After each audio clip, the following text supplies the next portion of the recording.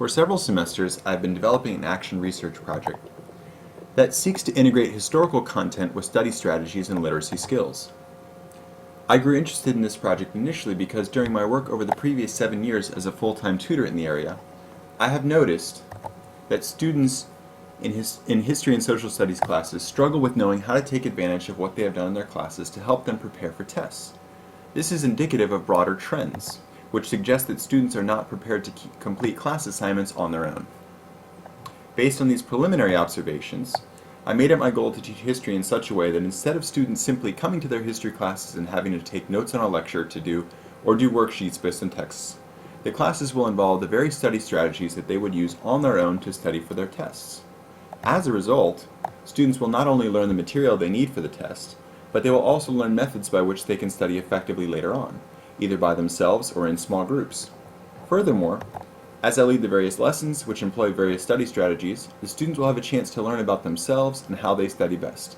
Overall, they will become more independent and empowered learners. During the summer of 2013, I piloted my action research ideas in a small group tutoring scenario.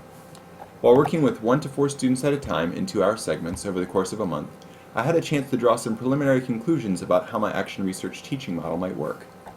The content taught for the tutoring was advanced placement world history, initial diagnostic tests, regular inner tests, content lessons integrated with study strategies, including political cartoons, timelines, written primary sources, and maps, and a final interim test to evaluate student gains.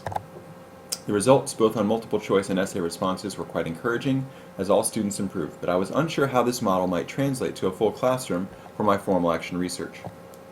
At the beginning of my student teaching in the fall of 2013 at a local public high school, I began to interact with my mentor teacher and the other teachers that made up our professional learning community, our PLC.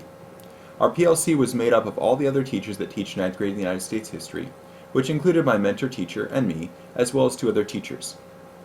While they were initially encouraging of my action research, it was not until we began to discuss the demands of our student learning objectives, SLOs, for the semester, that something clicked. SLOs are mandated by the county as a means by which to evaluate student data and improvement without resorting to employing overly invasive teacher evaluations. SLOs involve evaluating initial data from students in order to select an area of student weakness, crafting a plan in order to remediate that weakness, recording data along the way, and then evaluating interim data in order to evaluate student progress or lack of progress. This is a reflective process that enables teachers to improve their lesson plans and teaching strategies. Everything that I learned from the other teachers on my PLC about SLOs made me realize how similar the demands of my SLOs and my action research project are. Moreover, with the advent of a Common Core curriculum, the need to teach history with a focus on evaluating primary sources and improving literacy is even greater than it has been in the past. These are the exact skills that I had piloted in the summer and which I had hoped to use in my action research. At that point, my mentor teacher and I agreed that I should pursue my action research in conjunction with our SLOs for the semester, and that we would continue to collaborate with the other teachers in our PLC as they pursued similar SLO goals. Accordingly, my action research was guided by the research question: how can I infuse study skills related to primary sources and literacy into my history lessons so that students are more successful? There have been some other examples of history or social studies teachers attempting to employ alternate teaching methods to the traditional lecture or worksheet format, such as Savage's 2009 study. Savage conducted an action research study that attempted to teach the same history course to 2 different high school classes over a semester, with one class receiving traditional lecture and textbook instruction, and the other receiving inquiry-based instruction. The teacher then evaluated the results by comparing student test scores, his own observation of the students, student feedback on the course. Based on these quantitative and qualitative results, the teacher concluded the inquiry-based method had been much more successful and planned to use this method in the future. There are also a good number of studies that discuss the important role of testing in student learning. It is important to keep in mind that these studies suggest that testing is an important tool for learning, not merely a method by which student success can be measured. Based on solid data from standardized tests, Cochrane argues that students can make instructional decisions with the teacher, that students can ask questions, get help, and target areas of improvement. Furthermore, Hallemish and Bjork argue that tests themselves are, quote, potent learning events. Therefore, based on the research and conclusions reached by each of these 2 types of studies, my action research will attempt to merge these 2 types of studies to evaluate student improvement based on curriculum that engages them in a more holistic fashion than old lecture or textbook models, as well as uses testing to aid learning. In order to evaluate student weaknesses, I developed a diagnostic test for Unit 1, Continuity and Change, from the MCPS 9th grade United States History curriculum. Students had already had 2 weeks of instruction for this unit that provided background knowledge. However, students had not had any direct interaction with any material on the diagnostic test. I also developed a corresponding rubric to evaluate student results. In an ongoing discussion with my PLC as well as with the resource teacher in charge of SLOs, we determined that it made the most sense to focus in our research on one class out of the 5 that we teach. While I do have data for all of my students from my 5 classes, paring down the results to a smaller group of students also makes presentation of my results from my action research more manageable. Furthermore, when I evaluated all of my classes' results on the diagnostic tests and later interim tests, the result was overall quite similar, especially when looking at class averages of improvement. Therefore, Period 4 functions quite well as a sample of the work of all of my students. There are 31 students, 9th graders, in our 4th period Honors U.S. History class. This represents 1/3 of our honors students and 1/5 of our overall students. 2 of the classes are inclusion.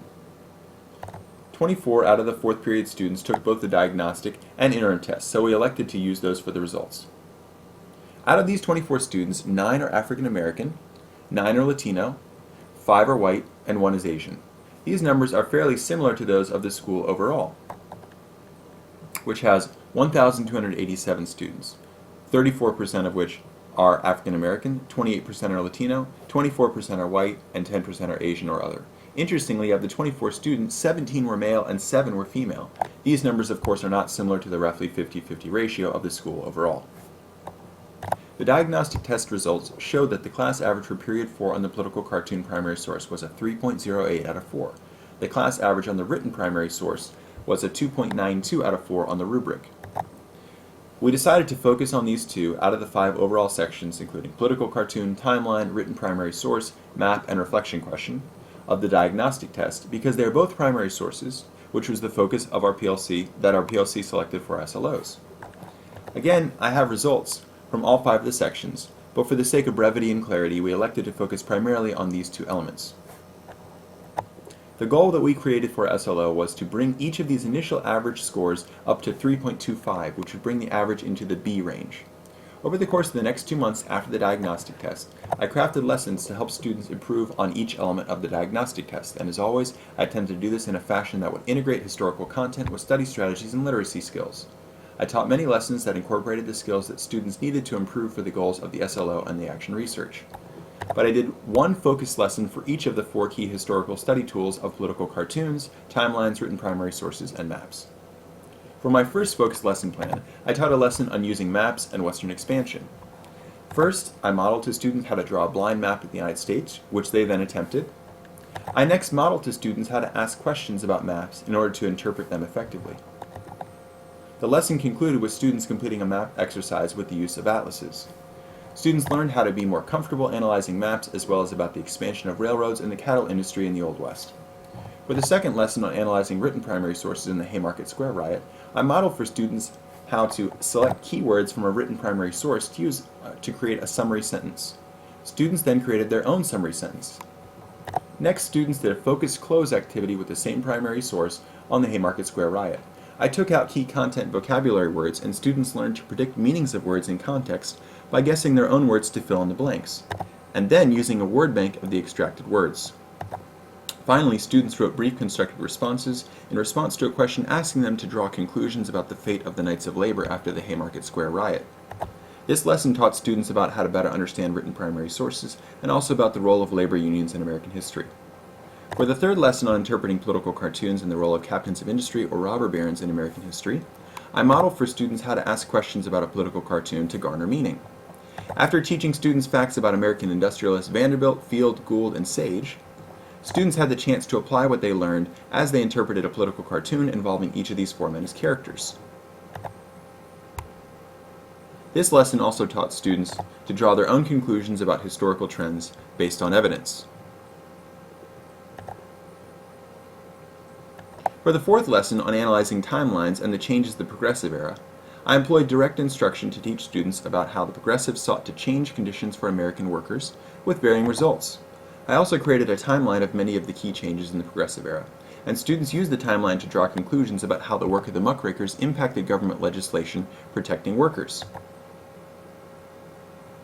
The questions I asked about the timeline enabled students first to find basic facts, and then employ these facts to draw conclusions. After this final focus lesson, I believe that students were ready to put what they had learned to the test. So, I gave them an interim test, which was very similar to the diagnostic test, but with material drawn from the most recent unit, industrialization.